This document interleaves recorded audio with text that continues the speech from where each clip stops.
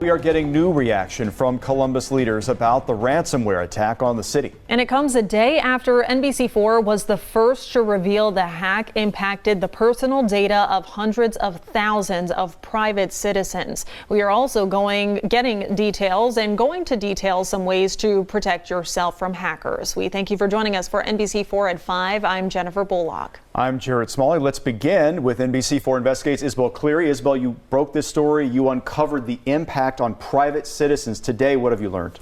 Well, today we're hearing from the mayor and the city attorney's office. City Attorney Zach Klein says he is aware of our reporting that people, including crime victims, had their information compromised. He says he's taking this very seriously.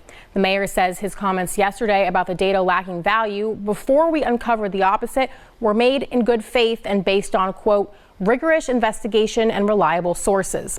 Some of the data our cybersecurity experts showed me comes right from the city attorney's office and includes extremely personal information about victims that is now on the dark web.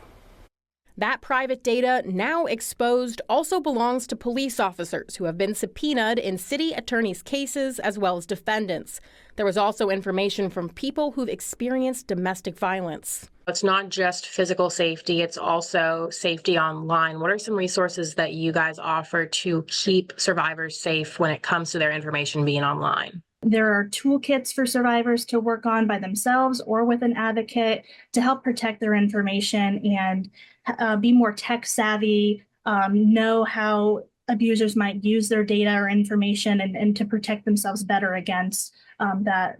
The information on the dark web, names, addresses, and social security numbers. I checked in with Columbus area resources about what domestic violence survivors should be doing right now to stay safe. Change your passwords regularly, that you have alerts set on, for your bank. Is there any movement on there that shouldn't be happening? If that advice sounds familiar, it's because it's what everyone should be doing. However, for survivors, extra steps can be taken in a situation like this one that may be bringing up recent or old trauma. Technology is a new thing for us and exciting, but at the same time, it allows us vulnerabilities that we haven't been exposed to before. The same as with survivors. That safety plan can look like mapping a new route to work, paying more attention to your surroundings, or even getting support with a move. We do safety planning here because it is so individualized. Anyone can call our 24-hour crisis line and they would be able to assist them with that specific, because the safety plan that may work today at 4 p.m. may not work tomorrow at 4 p.m. A cybersecurity expert also shared advice on what survivors should be doing. Anything that you can do to change things. So if in that information there was, your old email address, stop paying attention to it, get another one. It's just one of those things where you got to change as much of that data about you as you can.